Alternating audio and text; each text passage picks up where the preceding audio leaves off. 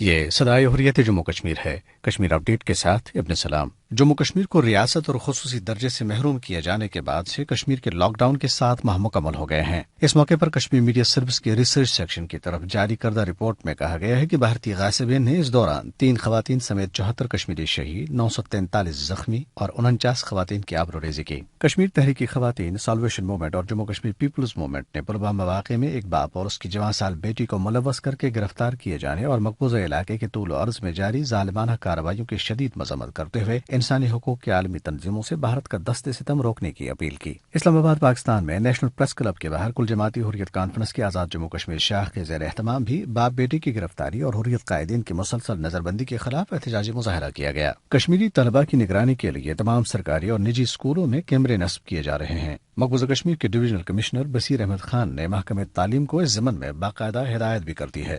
سری Nagar municipal corporation کے mayor Junaid متو نے عندیہ دیا ہے کہ سری نگر کے معروف مقامات اور شاہراہوں کے نام تبدیل کیے جائیں گے۔ چند روز قبل جموں میونسپل کارپوریشن نے تاریخی سٹی چوک کا نام بدل کر بھارت ماتا چوک اور ایک اور چوراہے کا نام اٹل چوک رکھا تھا۔ ادھر لداخ میں گاڑیوں کے رجسٹریشن کی تبدیلی کا عمل بھی شروع کر دیا گیا ہے۔ پاکستان بار کونسل نے مقبوضہ کشمیر کی ہائی کورٹ بار ایسوسی ایشن کے صدر میاں عبدالقیوم اور دیگر رہنماؤں کی کالے قانون پبلک سیفٹی ایکٹ کے تحت نظر بندی میں توسیع کی شدید مذمت کی۔ برطانوی پارلیمنٹ کے اراکین نے نئی دلی میں مسلم کش فسادات پر تشویش ظاہر کرتے ہوئے حکومت پر زور دیا ہے کہ وہ اس معاملے پر بھارتی حکومت کے ساتھ ہونے والی بات چیت کی تفصیلات فراہم کرے۔ اپ ڈیٹ ختم ہوا۔ کشمیر میں لاک ڈاؤن کے 7 ماہ مکمل ہو گئے ہیں۔ بھارت کے وجود سے بہت پہلے اپنا خود مختارانہ وجود رکھنے والے جموں کشمیر کو بھارت کی ہندو فسطائی حکومت نے 5 اگست 2019 کو جس طرح انسانی و اخلاقی اقدار، عالمی ضابطوں اور قوانین، کشمیریوں سے کیے گئے وعدوں اور خود اپنے ہی آئین کی دھجیاں اڑاتے ہوئے اس محکوم اور مقبوضہ ریاست کو خصوصی یہاں تک کہ ریاستی درجے سے بھی محروم کر کے اس کے 80 ملین باسیوں کو احتجاج سے روکنے کے لیے انہیں محصور کیا، وہ ایسا سیاہ دھبا ہے جو ہمیشہ بھارت کے ماتھے پر لگا رہے گا۔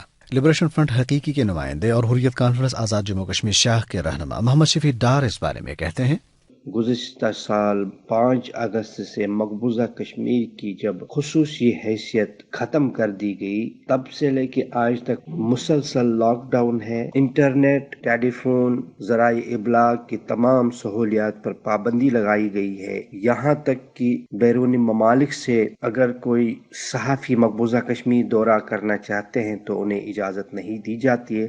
ہم اقوام متحدہ سے یہ استدعا کرتے ہیں کہ جس کے وہ ضامن ہے اس وعدے کو نبھا دے، ہندوستان پر دباؤ ڈالے۔ بھارت اپنی ترکش کا آخری تیر بھی آزما بیٹھا ہے، مگر 7 ماہ کا یہ لاک ڈاؤن خود اس کا منہ چڑھا رہا اور حالات کا آئینہ دکھاتے ہوئے کہتا ہے کہ وہ جو مرضی کرے، کشمیریوں کے جذبوں کو شکست نہیں دے سکتا۔